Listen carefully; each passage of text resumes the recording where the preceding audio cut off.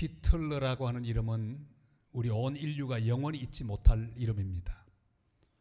온 유럽을 광기로 휘몰아갔던 히틀러, 그에 대하여 하나님 앞에 기도하며 일어났던 독일의 고백교회 목사였던 본 회퍼, 그는 아무것도 할 것이 없었습니다.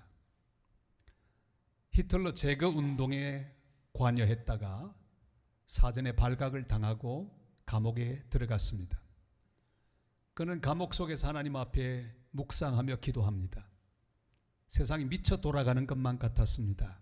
수많은 유대인들이 가스실에서 죽어가는 현실을 보았습니다. 전쟁은 계속되고 히틀러는 승승장구합니다. 아무리 생각해봐도 답이 없습니다. 하나님이 원망스럽기까지 했습니다. 그날도 취조를 받기 위하여 감옥에서 나오는데 감옥 한쪽 벽에 있는 낙서 하나를 발견했습니다. 이런 글이었습니다. 한 100년만 지나면 된다. 그 낙서가 본헤프의 마음속에 다가왔습니다. 아무리 악한 세력이라도 100년은 가지 않을 것이라는 생각이 들었습니다. 조급하지 않고 천천히 주님을 기다리기로 했습니다. 그는 이렇게 기도합니다. 주님, 지금 저는 큰 어려움에 사로잡혀 있습니다. 두려움이 저를 압도하고 있습니다. 어찌해야 할지 막막하기만 합니다. 주여, 당신의 은혜로 도와 주옵소서. 당신이 주신 이 생명에 인내를 더하여 주옵소서. 두려움이 저를 지배하지 못하게 하소서. 아버지처럼, 아내와 자식들처럼 저를 돌보고 지켜 주옵소서. 주의 은혜를 믿으며 당신 손에 제 생명을 맡깁니다. 그는 이런 기도와 함께 수많은 궁금증을 주님 손에 맡긴 채 1944년 4월 8일 아침에 39살의 젊은 나이로 주님 품에 안기었습니다. 그 후 100년이 지나기는커녕 불과 1년이 지난 어느 날 1945년 4월 15일 히틀러는 지하 벙커에서 권총 자살로 56세의 일기로 그 모든 악을 뒤에 둔 채 생을 마감했습니다. 우리의 삶에는 풀 수 없는 것들이 가득합니다. 이해할 수도 없고 짐작할 수도 없는 이상한 일들로 가득 차 있습니다. 우리가 숨쉬고 일하며 살아가는 이 세상에서 벌어지는 모든 것을 우리는 날마다 바라봅니다. 우리가 보고 있는 것은 이 세상의 판일 뿐입니다. 여기는 인간이 사는 현장이고 인간이 움직이며 일하는 그런 장소입니다. 오늘 성경 속에 마르다 마리아가 사는 판이 나옵니다. 사랑하는 오빠가 아팠습니다. 그래서 평소 자기들을 참으로 사랑하시던 예수님에게 급한 전가를 보내었습니다. 오빠가 아프니 빨리 와달라고 전가를 보냈습니다. 그러나 주님은 빨리 오지 않으셨습니다. 지체하시다가 이틀 뒤에 오셨는데 그동안에 사랑하는 오빠 나사로는 죽고 말았습니다. 그들의 간절한 기도는 응답이 되지 않은 것처럼 보입니다. 그래서 마르다 마리아는 슬퍼합니다. 이별의 슬픔, 죽음의 슬픔, 어마어마한 슬픔 가운데 그들이 잠겨 있었습니다. 거기다가 왜 주님이 늦게 오셨는지 주님을 향한 섭섭함까지 그들의 마음속에 가득 차 있었습니다. 그래서 늦게 오신 주님께 투정하듯 말합니다. 주께서 여기 계셨더라면. 우리 21절 말씀을 다 같이 읽겠습니다. 마르다가 예수께 여짜오되 주께서 여기 계셨더라면 내 오라버니가 죽지 아니하였겠나이다. 아멘. 마르다 마리아 이야기는 우리는 여러 번 들었습니다. 마르다는 음식 준비하기를 힘을 다해 애를 썼던 주님을 사랑하는 여제자였습니다. 그 언니가 마르다는 언니로서 예수님의 음식을 준비하기에 바빴습니다. 그러나 동생 마리아는 예수님 말씀을 듣기 위하여 조용히 주님 앞에 앉아 있었습니다. 그 모습을 보고 심통을 부렸던 마르다입니다. 주님께 좀 꾸중해 달라고 부탁하기도 했던 그였습니다. 우리는 이 두 여자에 대하여 토론할 때가 많습니다. 누구의 믿음이 더 좋을까? 여러분, 음식을 준비하는 마르다가 훌륭합니까? 말씀을 들었던 마리아가 훌륭합니까? 이러니 저러니 우리 식대로 누가 더 좋다고 하는 표현을 하지만, 그러나 두 사람은 거기서 거기입니다. 둘 다 이 판에서 벌어지고 있는 사건만을 보았습니다.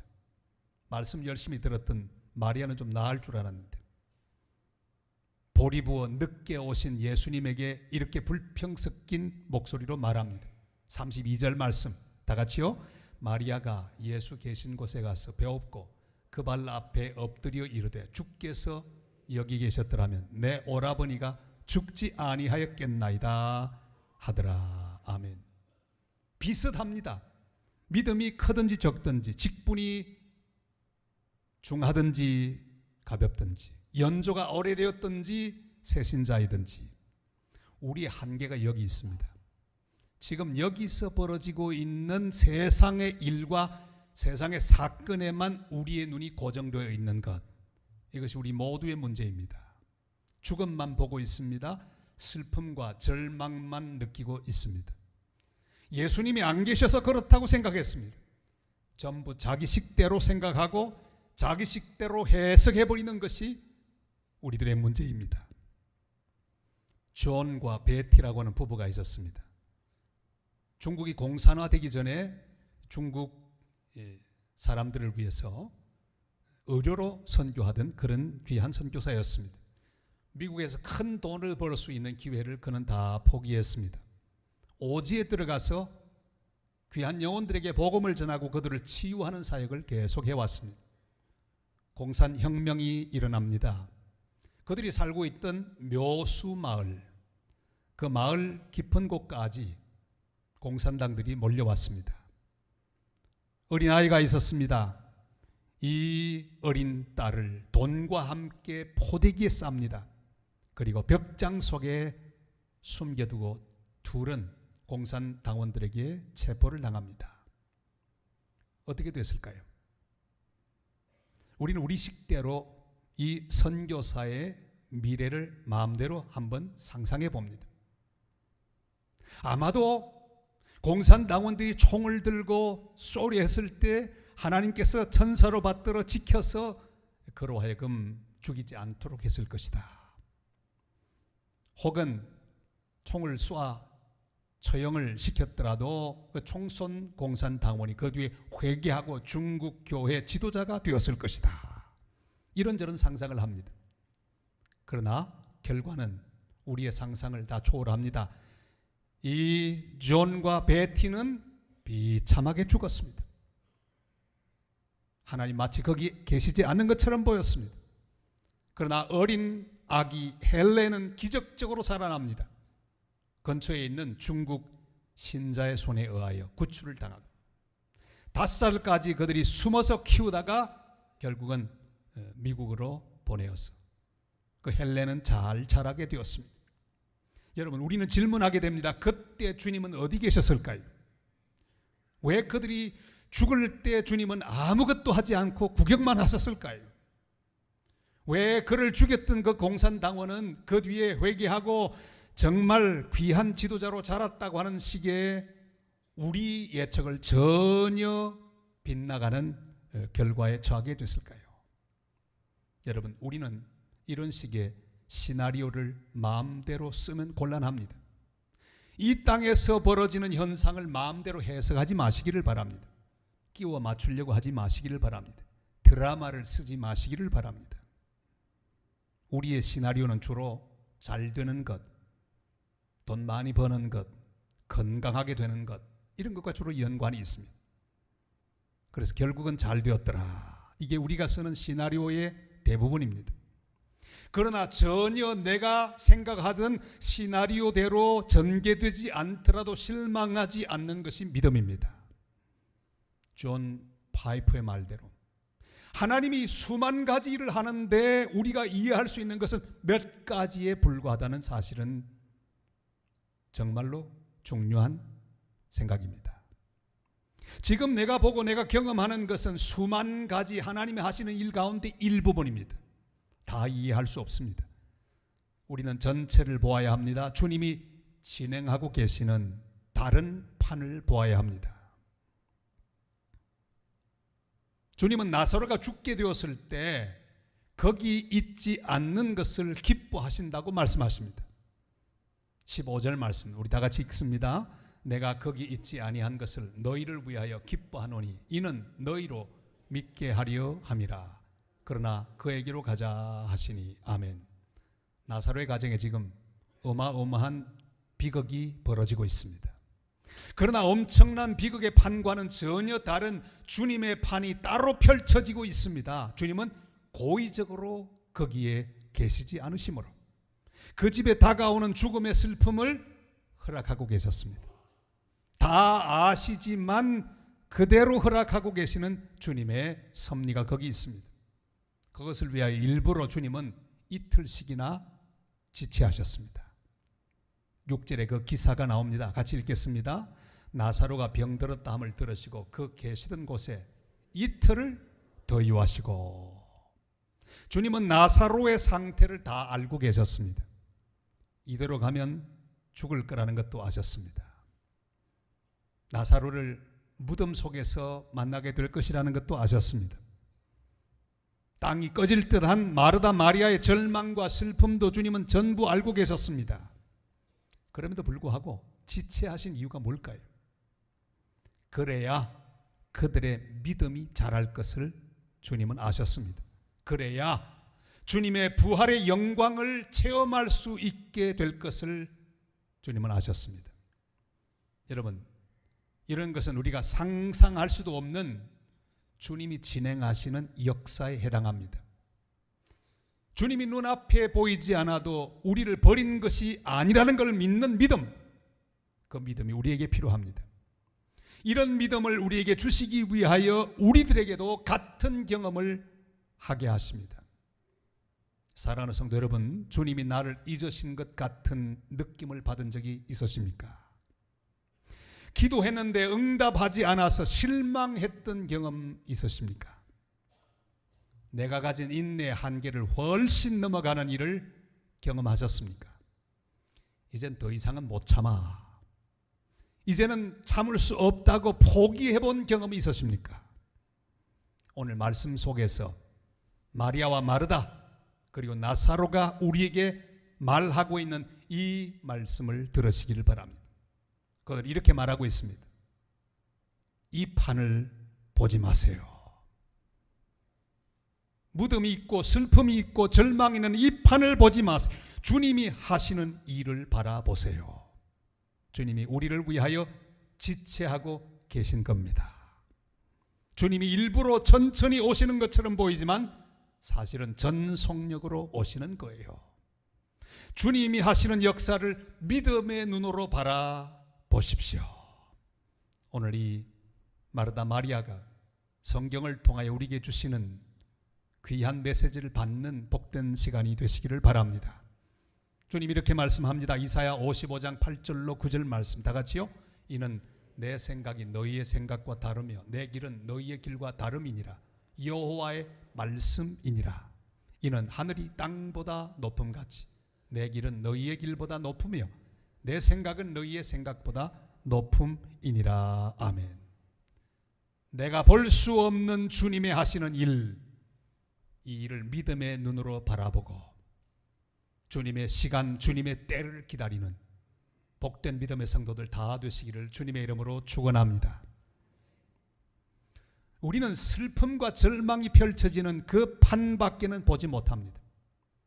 그런데 주님께서는 우리를 향해 주님이 하시는 주님의 일들을 보여주시기를 원하십니다. 그것이 바로 하나님 말씀입니다. 그 말씀은 이렇게 되어 있습니다. 다시 살아나리라 그랬어요. 23절 말씀을 다 같이 읽겠습니다. 예수께서 이러시되 내 오라비가 다시 살아나리라. 아멘. 이 세상의 판밖에는 보지 못하는 우리에게 주님이 하시는 일과 주님의 역사를 보여주시는 놀라운 도구, 그것이 바로 하나님의 말씀입니다. 말씀은 슬픔과 절망, 무력감과 죽음 앞에 신음하는 우리에게 주시는 모든 해답이 됩니다. 주님께서 진행하시는 일을 주님은 말씀을 통해 선포하십니다.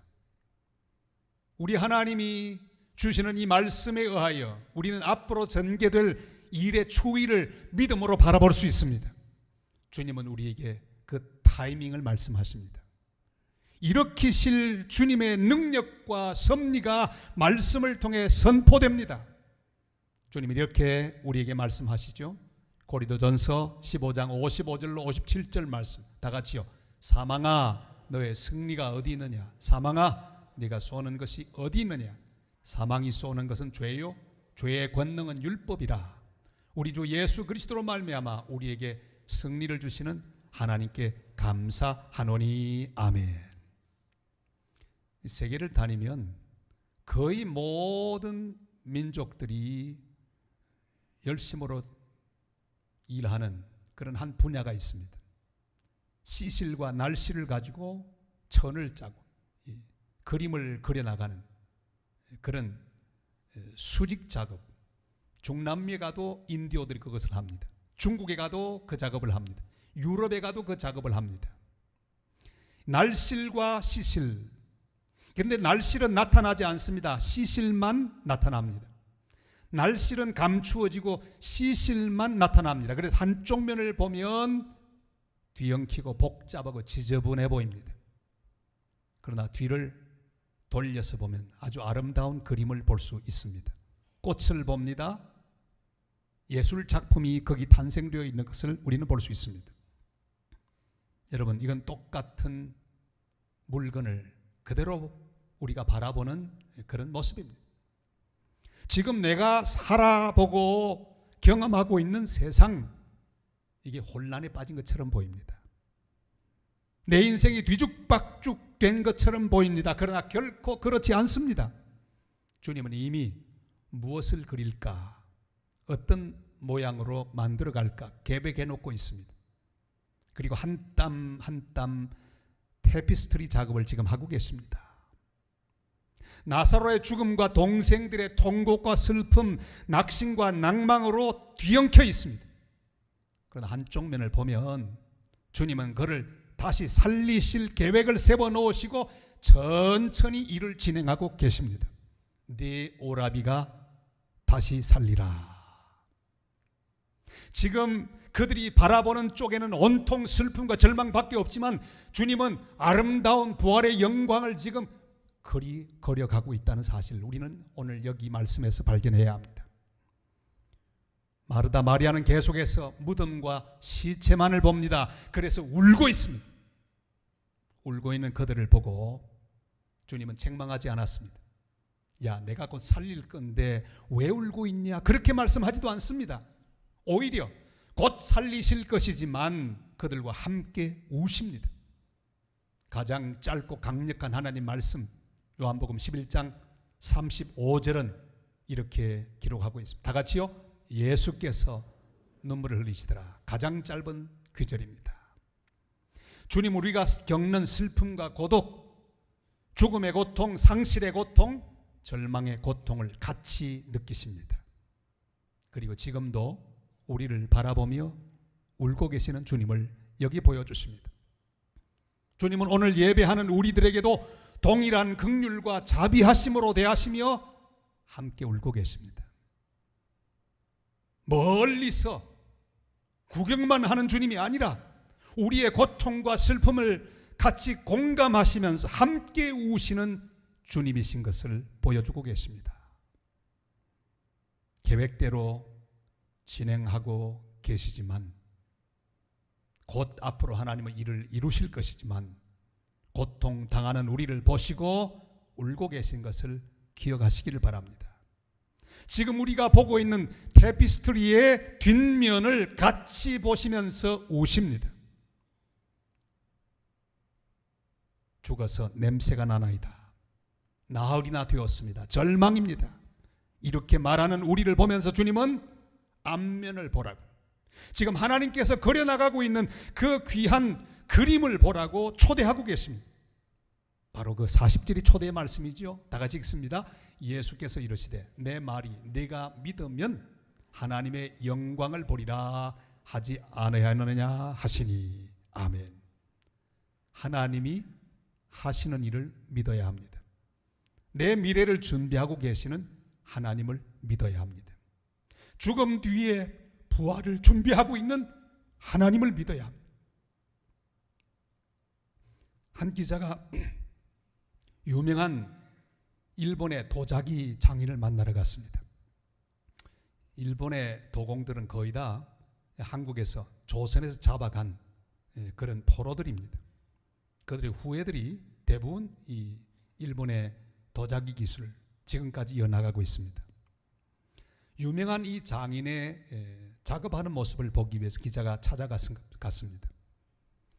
그런데 이 장인이 아주 값비싸고 아름다운 도자기 하나를 번쩍 집어들더니 집어 던집니다.